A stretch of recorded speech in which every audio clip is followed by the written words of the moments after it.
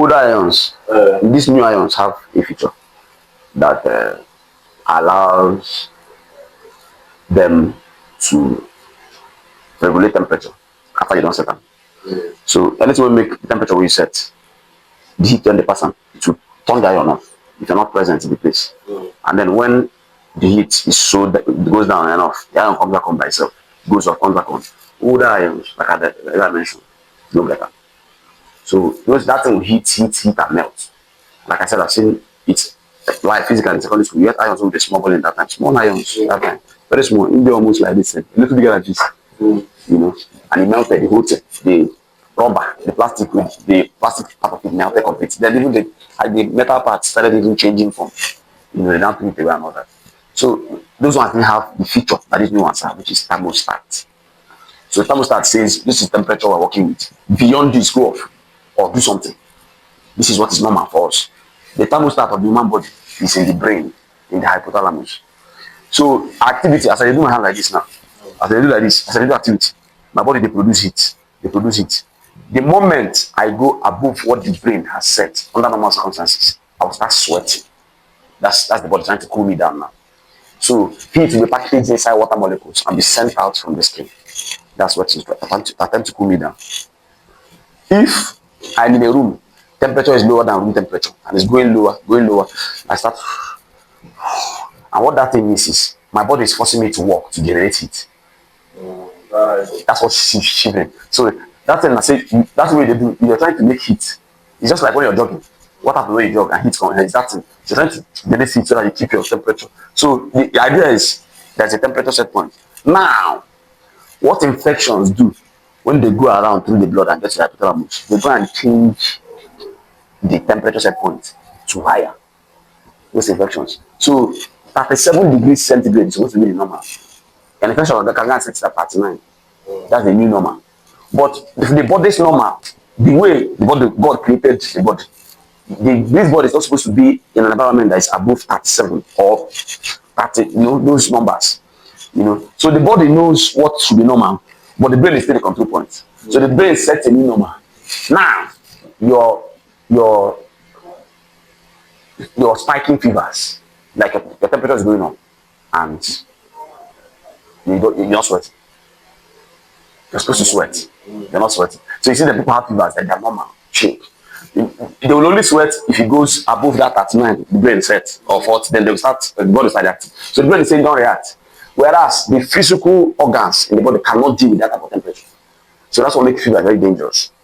And of course, fever is drying the person up, almost like boiling the blood and reducing the quantity of fluid in the body, dehydration. You know. So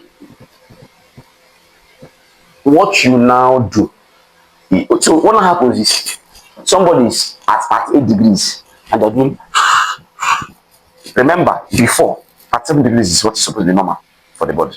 So 36, 35, 34, you're feeling cold. Now the brain is telling the body the new normal is 39, which means the normal room temperature now feels cold.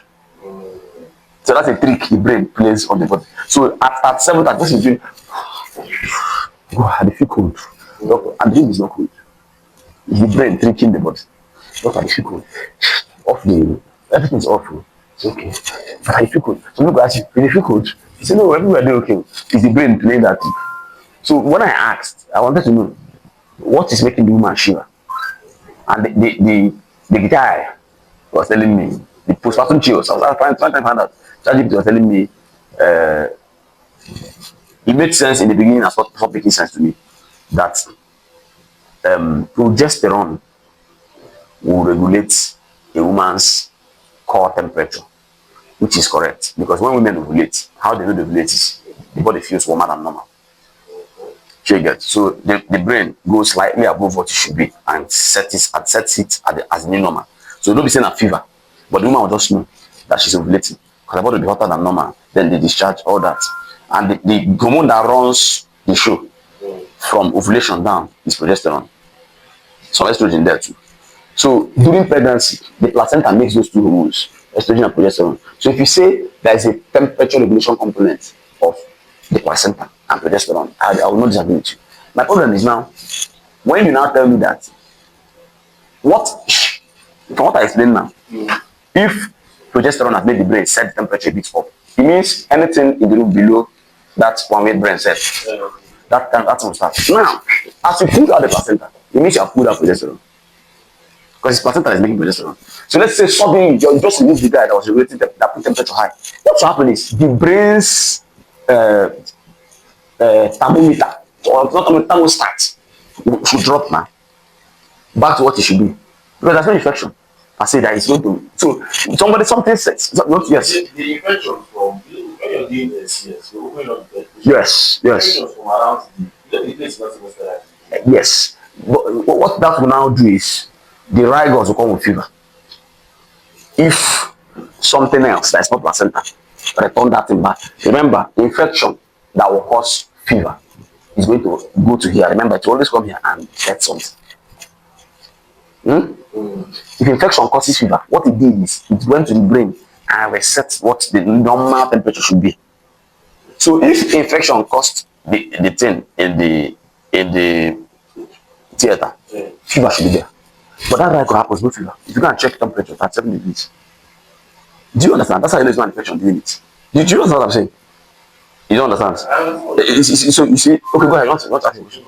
Yeah, so I'm saying the argument is that the hormone with placenta bring now set that thing up.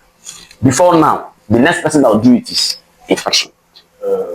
But now there's no infection, because if there's an infection, we'll be having fever. Do you understand? But there's no infection. Now we have removed placenta, so the hormone is out. I expect that what the guy said should come down. Do you understand? To maybe what it should be normally. You know, so if this has happened, and that's what the guy agreed with, that the temperature set point has come down suddenly from 39 to 37. So what's not creating the rigor? Because rigor, again, is a compensatory mechanism to try to make you generate heat. So if you do like this, just naturally, you'll start feeling hot. You have feeling hot, then I start sweating. So sweating is not cooling me down. You know, so the body is forcing you to do activity, to start generating. So if the thing has come down to 37, why are you trying to generate it when your brain is saying 37 is normal and the room is at 7? Why are you not trying to generate it? When you try to generate it is when the body says 39 is normal and the room is at 7. 37 feels cold compared to 39. If 37 be normal and I put AC to, let's say, 16, 20, all those things, somebody can react because it's below what is normal. But this one is the placenta you deliver has moved progesterone. The thing has settled back down. So why is the woman having prostatitis change? That's the question. Why? So saying the thing drops, therefore I told him, okay, link this thing up. You know, link it. And somebody was a guy one guy I was listening to. He mentioned it. How you know that ChatGPT is just he called it natural language computing. They just piece things together. The AI pieces things together and tries to make sense out of it. But how you know that information, there, a lot of it is not what it should be. Areas where you get specific knowledge, areas where you say you professor or any. When you take in there, you just combo before you. There's actually many times I told you these stories. So if progesterone is out and that thing has come back to 37, why? That's no reason why the man should shift. That's no reason. Because the room is 37 and the brain is saying 37, so everything is matching. So why? You know, so they didn't make sense. I told him, okay, link now. What are you telling me? Link. He come talk, say, as the temperature set point comes down, suddenly the woman will not start feeling. I say, no, that does not make sense. What makes a woman? No, it does not make sense now. What makes a woman shiver is that the environment feels cooler than what the body agrees with. That's what causes change. That's all. That's a simple thing that causes change. If I put this AC at 2x, if it's possible, after 5 minutes, you just leave this place because that's you understand. The shivering is just your body trying to create heat for you because this place is not friendly again, temperature wise. That's what's making somebody have chill. Outside that, you don't have any reason to have chill, except there's another thing happening from another pathway. But you know, yes. Go ahead. To your prophylactic, okay, they give prophylactic, they do it, okay, see? You see? Yes, they do that, yes. You see? But there are places where they do. No. Ceftriaxone is supposed to protect you from infection now.